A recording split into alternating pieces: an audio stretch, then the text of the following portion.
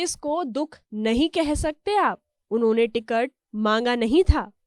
जी हाँ, सही सुना आपने। लेकिन अब आप सभी ये सोचकर हैरान हो रहे होंगे कि आखिर हम कहना क्या चाहते हैं। कौन है वो जिसने टिकट नहीं मांगा? वेलकम, मैं वर्णिका तिवारी, इंडिया न्यूज के डिजिटल प्लेटफॉर्म पर आपका स्वागत है।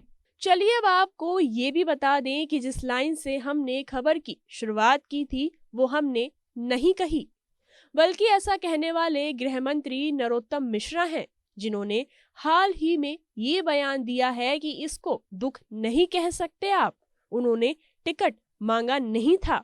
इसमें दुख नहीं कह सकते आप, उन्होंने टिकट मांगा नहीं था, इसलिए बात करें समर्पित कार्यकर्ता है। ये तो आप जानते ही हैं कि कल बीजेपी ने अपने उम्मीदवारों की दूसरी लिस्ट जारी की थी, जिसमें उन्होंने एक नेता को उम्मीदवार बनाया।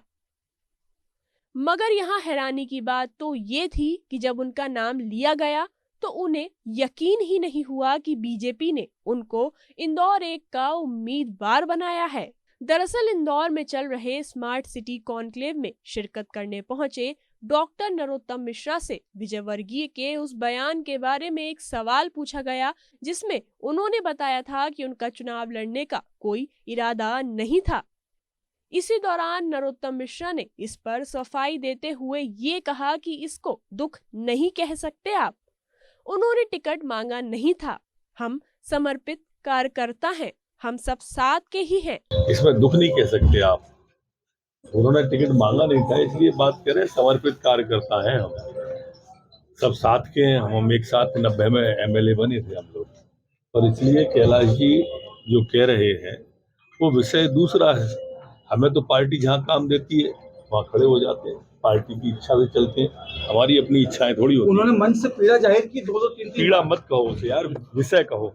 आपको बता दें कि कल बीजेपी ने अपने उम्मीदवारों की दूसरी लिस्ट जारी कर उस नेता को चौंका दिया जिसने एमपी में होने वाले विधानसभा चुनाव में उतरने के बारे में सोचा भी नहीं था, और वो नेता है कैलाश विजयवर्गीय। ये वो नेता हैं जिन्हें बीजेपी ने इंदौर 1 से टिकट दिया है।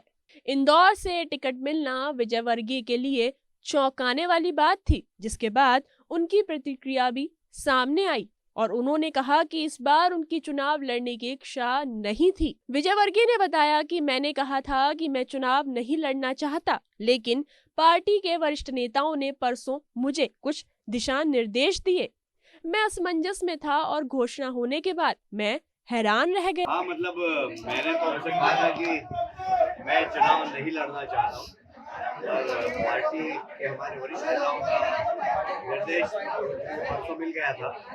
मैंने असमंजस में था, और आज एकदम अचानक घोषणा कर दी तो मैं खुद ही बहुत आश्चर्यचकित रह गया। ये मेरे लिए बात है कि फिर से मुझे इलेक्टोरल पॉलिटिक्स में पार्टी ने भेजा है, तो मैं इसमें भी कोशिश करूंगा कि पार्टी की जो अपेक्षा उसको पूरा करें। चुनावी सीजन है, ऐसे में सभी पार्टियां जनता के दिलों में राज करने के लिए जी तोड़ मेहनत में जुटी हुई हैं।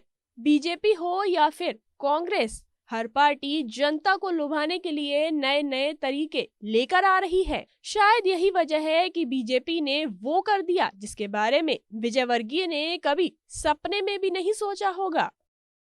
विजयवर्गीय पार्टी के जाने माने चेहरों में से एक माने जाते हैं, लेकिन विजयवर्गीय को इंदौर 1 से उम्मीदवार बनाना बीजेपी के लिए कितना लाभदायक होगा, अब ये तो चुनावी नतीजे ही तय करेंगे।